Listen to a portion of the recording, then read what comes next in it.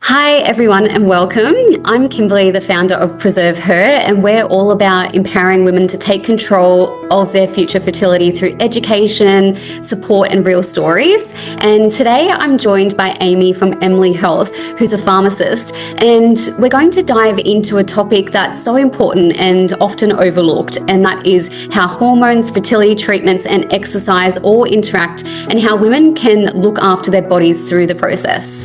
So thank you for joining us, Amy. It's so nice to have you. Hi, so great to be here. This is such an important topic, I think, for so many people. And it's a topic that there isn't a huge amount of information widely available. I've had my own journey with IVF, and even as a pharmacist and a clinician in this area, there was so much research that I had to do that I wasn't given by my team, or that I even was, it was understood that you would understand it, but I think a lot of the time you don't quite understand it. It's, I think, something that a lot of people are going to benefit from. Yeah, 100%. And thank you so much for sharing that. I wanted to start with the basics. And when we talk about fertility treatments or egg freezing, what would you say are the main hormones involved, and what do they actually do to our body?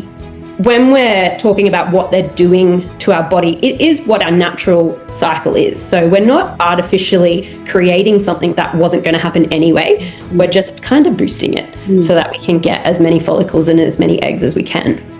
I really like that you point that out, because I've had a lot of women in our community ask things like, oh, when I go through this process, am I usually only one follicle will come out, so am I using eggs that I could have used for the future? So I think it's interesting to sort of clear up that information.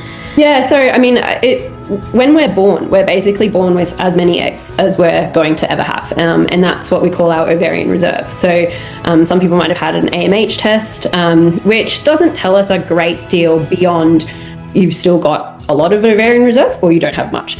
And not having much ovarian reserve doesn't mean we don't have good eggs that will become embryos that could become babies. It just means there aren't as many of them. But yeah, our building lots of follicles and sort of stimulating lots of follicles isn't going through that ovarian reserve quicker or anything like that. It just means that we've got more that are mature and that we can take out. It is really normal in a normal cycle that we have maybe like 6, 7, 8, 9, 10 follicles that are there, but only one of them will mature. So the extra hormones that we're using are making those other follicles that wouldn't usually mature to mature, so that we can then take the eggs out. In a normal cycle, those follicles that aren't mature just sort of disappear and go away. So those eggs are not going to be used ever again. So it is, as you said, we're not sort of going through our reserve faster by doing IVF or, getting rid of eggs that we wouldn't have used in the past or anything like that.